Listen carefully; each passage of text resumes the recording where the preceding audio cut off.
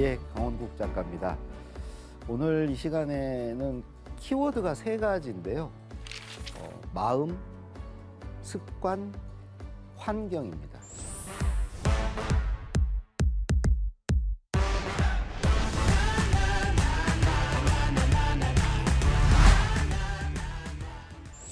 그러니까 우리가 말을 잘하고 글을 잘 쓰기 위해서는 이 세 가지, 마음, 습관, 환경이 좋아야 한다라는 주제로 오늘 이제 말씀을 드리겠습니다. 오늘 또 시작하기 전에 눈 피하지 마시고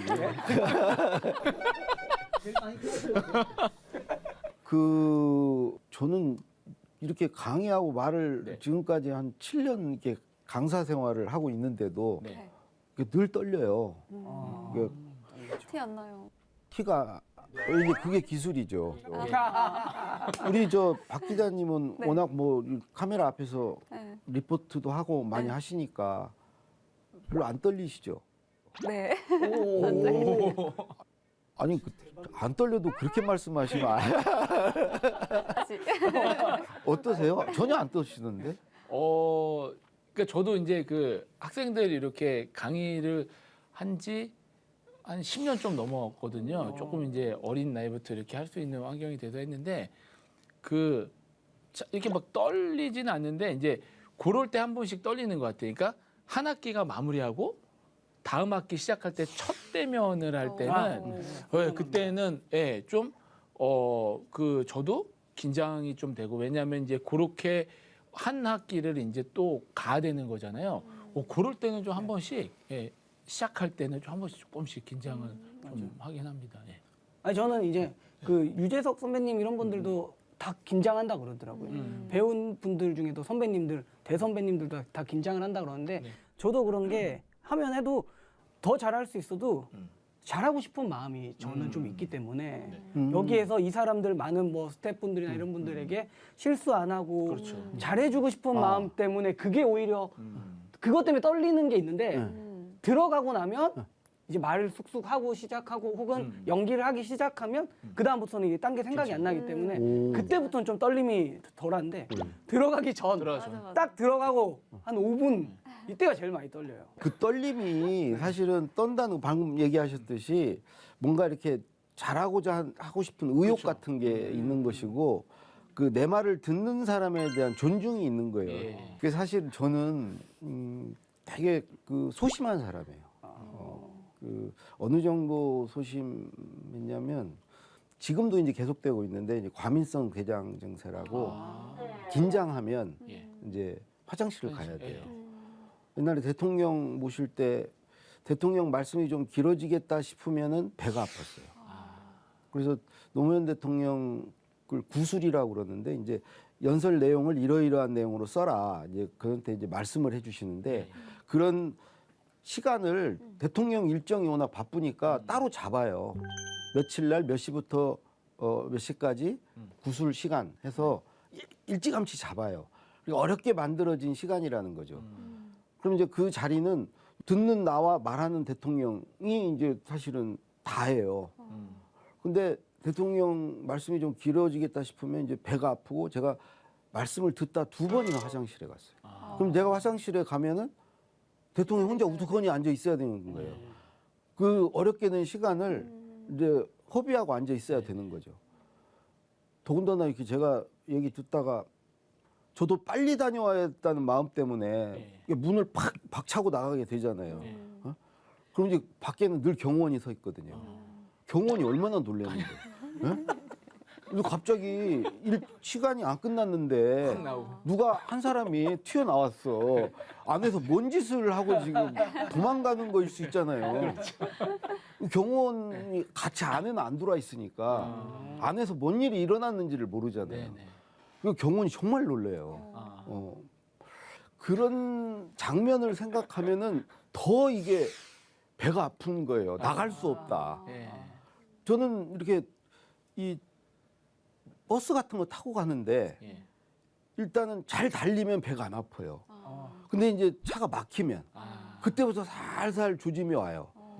근데 문제는 옆에가 이렇게 고속도로 같은데 이렇게 산이 있고 예. 뭐 이러면은 여차하면 내려서 뭐 차는 놓치더라도 네. 내가 무슨 크게 문제는 안 생기겠다. 예, 예. 실제로 내린 적도 있어요.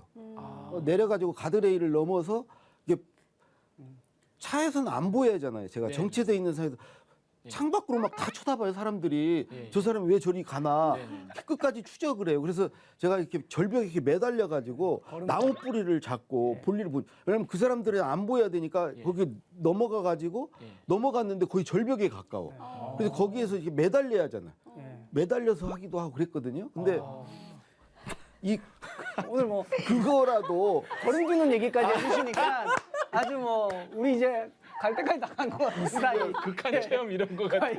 네. 엄청 친해진 사이. 제가요 교회에서 성가대에 서고 싶은 마음이 예전부터 있었어요. 이 성가대 못 서는 이유가 중간에 나갈 때요 한열이 다 일어서야 돼. 아니 목사님 설교하시는데 성가대는 또 앞에 있잖아요. 다 보잖아. 근데 나 혼자 그냥 조용히 나가면 괜찮은데 꼭 이게 다 일어서야 내가 나갈 수가 있는 거예요. 근데 어쨌든 예전에 이런 일이 있었어요. 목사님이 설교를 하시다가 여기 신천지 추수꾼이 들어와 있습니다.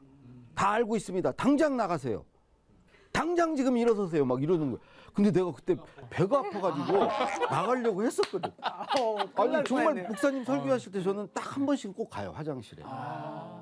설교가 길어지실 것 같아요. 근데 그때 막 일어서려고 그러는데 당장 나가라고 추수꾼 나가라. 근데 일어서면은 다 쳐다볼 것 같아. 그치.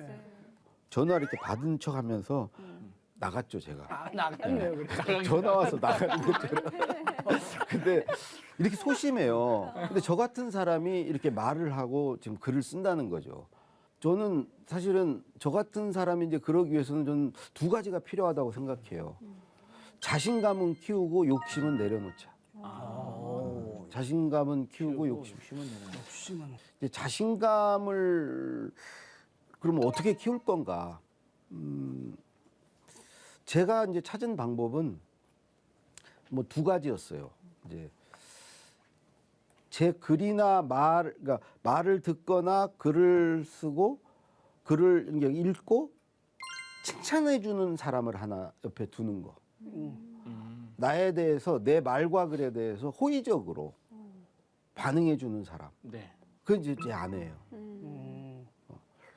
늘 잘했대. 그러니까 글을 읽어도 그렇고 제가 어디 방송에 나가서 이 방송도 나중에 이제 네. 아내가 볼 거예요. 잘했대. 그 이상 어떻게 잘해? 최고네요, 최고. 누가 나온다고 그렇게 할 수 있어? 그런 존재가 주변에 있는가?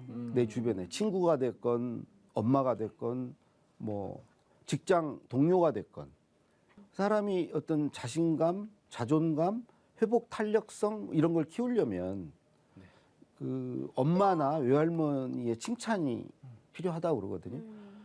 어렸을 때 보면은 이렇게 문턱에 걸려 넘어졌을 때도 외할머니, 할머니들은 혼내지 않아요. 문턱을 두드리면서 따찌따찌 문턱이 잘못했다고. 맞아. 우리 손주 걸리게 넘어지게 했다고. 이 문턱 탓을 하잖아요. 그럴 때 이런 이제 그게 키워지는 거죠. 어쨌든 첫 번째는 그런 이제 자신감을 키우는데 그런 칭찬해주는 사람, 항상 내 편이 되어주는 사람 네, 네.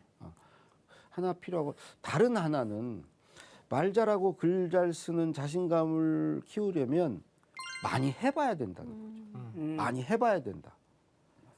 해보지 않으면 아무래도 그거 하는 게 불안하고 네. 낯설고 두려우게 되는 거죠. 저도 이 강의 처음 했을 때보다는 지금 이게 계속 하면서 네. 지금은 덜 떨리게 됐고요. 이제 글도 마찬가지고 글쓰기도 뭐든지 익숙해지면 자신감이 생기더라고요. 예. 익숙해지면. 근데 이거는 누구나 할 수 있거든요. 말도 자기가 많이 해보면 돼요. 네. 맞아요. 또 글도 자기가 많이 써보면 돼요. 이거 돈 드는 일도 아니에요. 오히려 말하고 글을 쓰는 것은 돈을 받는 일이에요. 잘하면. 돈을 받을 수 있는 일이에요. 예. 그렇죠? 예. 듣는 거나 읽는 건 돈 내야 돼. 네. 강사료도 네. 뭐 이렇게 강의료 같은 거 내고 네, 네. 책 읽을 때 책을 사봐야 되고. 네. 그렇지만 말하고 쓰는 것은 돈이 안 들어요. 돈을 받을 수도 있어요. 예. 그래서 많이 해봄으로써 자신감을 키우자. 그리고 이제 다른 한편 욕심을 내려놓는 거. 자신감이 있어도요. 더더더더 욕심이 있으면 항이 없어요. 그러니까 한편으로는 자신감은 키우고 욕심은 좀 내려놔야 돼. 절제해야 돼. 네. 그래서 저도 늘 욕심이 들어요. 뭐 연기할 때도 그렇고 강의하실 때도 그렇고 남한들한테 좋은 호평을 받고 뭐 인기가 있고 뭐 그러고 싶잖아요. 네. 욕심이 있잖아요. 기사 잘 써가지고 뭐 좀 주목을 받고 인정을 받고 이런 욕심들이 어느 정도 욕심은 반드시 필요하죠. 예. 근데 이제 이거를 저도 이제 절제하기 위해서 뭐 여러 가지 생각을 해요. 우선 이번만이 기회 아니다. 이번 말 한 번 하고 이번 글 한 번 쓰고 끝날 거 아니다. 다음에 하면 된다. 네. 이번에 못 보여준 거 다음에 보여주면 된다. 이번 한 번에 너무 욕심내지 말자. 이런 생각도 하고요. 또 나는 막 잘 보여야 되고 막 욕심을 내고 하지만은 내 말을 듣는 사람이나 내 글을 읽는 사람은 그다지 관심 없다. 내 말이나 내 글에 대해서. 나 혼자 이러고 있는 거다. 굳이 욕심낼 필요 없다. 어차피 별 관심 없다.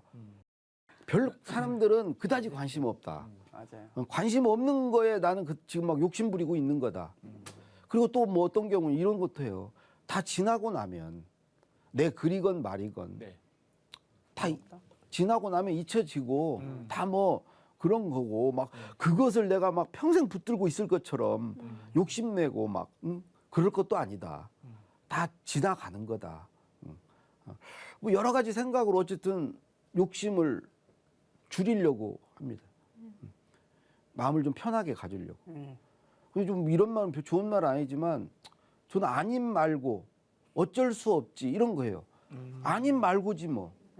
그리고 결과가 나중에 안 좋아도 어쩔 수 없지 뭐. 내 실력이 그 정도고 내가 그때 뭐 어쩔 수 없는 거 아니야. 후회 한들 어쩔 수 없지. 누구 유명한 작가의 묘비석에 네. 나는 아무것도 바라지 않는다. 나는 아무도 두려워하지 않는다. 나는 자유다. 니코스 카잔차키스라고 그 작가인데 이 세 문장이 쓰여 있대요. 세 문장. 묘비석에. 나는 그게 우리가 말하고 글 쓰는 사람이 한번 되새겨야 될 말 아닌가. 바라지도 무서워하지도 않고 자유다. 나는 자유다. 자유다. 와우. 그래서 이제 마음에 관해서는 이제 이 정도 말씀을 드리고 그 다음으로 말씀드릴 게 이제 습관이에요. 습관. 네. 습관 중요하지. 습관이 중요합니다. 제가 이제 그 첫 번째 책 대통령의 글쓰기를 쓸 때 네. 2달간 휴직계를 냈어요. 제 출판사를 다니다가 이 책을 쓰겠다고 하면서 2달간 휴직계를 냈는데 한 20 며칠간을 한 꼭지도 글을 못 썼어요. 그러니까 나한테 60일이 주어졌는데 20 며칠간을 공친 거예요. 근데 그 기간 동안 뭐는 했냐면은 3가지를 했어요.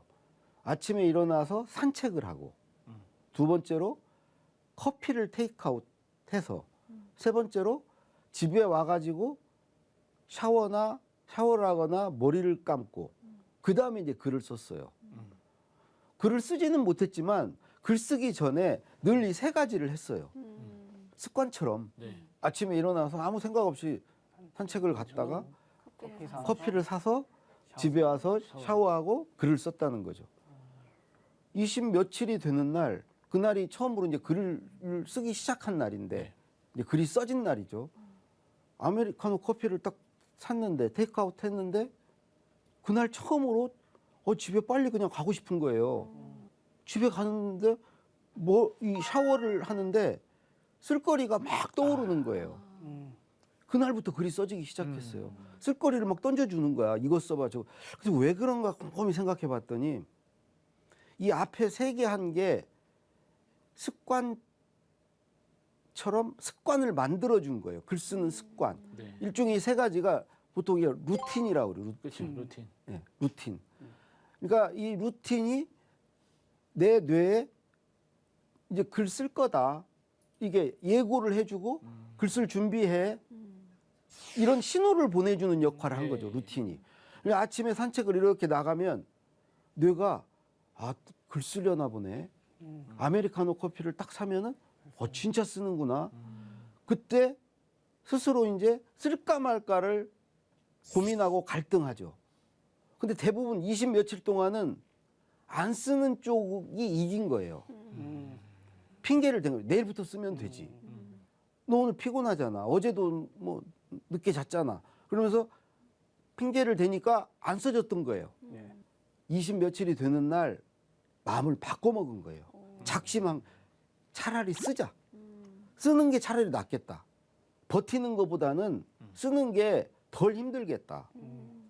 그래서 이제 쓰기로 마음을 딱 먹었고 그날부터 글 쓰는 습관이 들린 거죠. 여전히 이제 그 다음 날부터도 계속 저는 산책을 하고 이걸 계속 했어요. 네. 지금 제가 이렇게 물을 들고 말하고 있어요. 네. 이 물을 드는 게 저의 루틴이에요. 아. 물을 들고 있는 거. 이거에 의지해서 저는 말을 하는 거예요. 그러니까 운동선수도 그렇고 다들 예를 들어 수영하는 박태환 선수 뭐 이렇게 귀에 뭘 항상 끼고 와요. 들어와요. 맞아요. 와가지고 이게 그 일정한 게 하는 행동들이 있어요. 네. 물을 축이고 네. 그거는 똑같이 해요. 이런 걸 가질 필요가 있다는 거죠. 습관이 들리면 훨씬 에너지를 덜 쓰고 또 잘할 수 있어요. 달인들 이런 사람들은 습관 들린 사람들이에요. 습관적으로 하죠. 생각을 않고도 습관적으로 돼요. 그래 잘하잖아요. 그리고 그런 분들이 에너지도 덜 써요. 덜 힘이 들어가요. 그런데도 결과물은 더 좋아. 맞아. 그래서 어떤 자기 말하기 글쓰기의 루틴을 만들어 봐라. 글쓰기 전에 자기가 하는 어떤 행위들 또 이게 자기가 말할 때도 저는 이제 말하기 전 강의 전의 루틴은 이런 거예요. 늘 강의장에 일찍 와요. 이 자리 저 아마 아실 거예요. 우리 작가분들이랑 저는 오늘 좀 늦으셨나요? 예. 근데 저는 1시간 일찍 와요. 그 1시간 일찍 오는 게 저희 루틴이에요. 어떤 경우에 불가피하게 조급하게 오면 떨려요. 마음이 막 조급해지고. 근데 일찍 오는 거 루틴이에요. 그리고 두 번째로 저는 하는 게 가까운 카페에 가요. 카페 가서 카페에 가서 아메리카노. 아메리카노 커피를 마시면서 강의 내용을 머릿속으로 이렇게 한번 정리해 보는 거. 그걸 늘 하죠. 그리고 이 현장 답사를 꼭 일찍 해보는 거. 강의장 오면 답사하고 카페에 가서 준비하고 오는 거. 이게 이제 루틴. 이게 흔들리면은 그날 강의는 이제 막 불안하고 이런 상태. 그리고 이제 마지막으로 물. 네. 이런 습관, 자기만의 습관을 좀 가져보시라. 마지막 세 번째, 환경에 대해서 잠깐 말씀을 드릴게요. 이 글을 써보니까 사실은 대부분 사람은요, 글 쓰는 거 즐겁지 않아요. 글 쓰는 거 늘 힘들어요. 심지어 이제 두렵기도 하고. 왜냐면 글에 대해서는 꼭 반응이 따르거든요. 그 사람이 나를 평가하거든.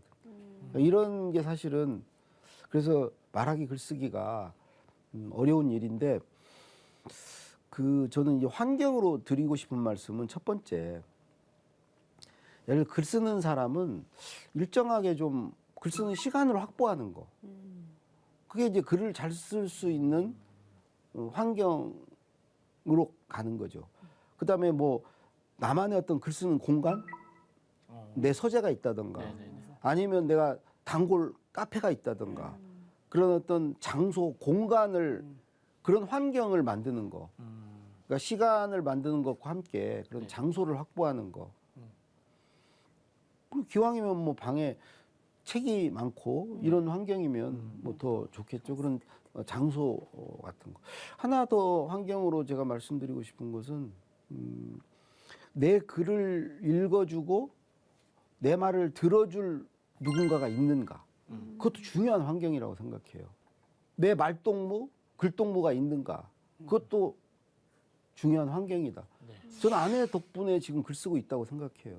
같이 글 쓰는 일을 시작한 게 벌써 이제 30년 가까이 돼요.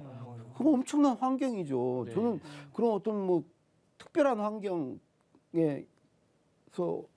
살 수 있었던 거죠. 근데 그런 환경은 또 자기가 의도적으로 만들 수도 있어요. 네. 그래서 나의 어떤 그런 환경은 어떤가 그런 걸 이렇게 한번 점검해 보시고 한번 뭐 만들어 보셔라 하는 게 제가 이제 환경에 대해서 말씀드린 것이고요. 이제 또 역시 질문을 좀 네. 받겠습니다. 역시 또 이번에도. 네.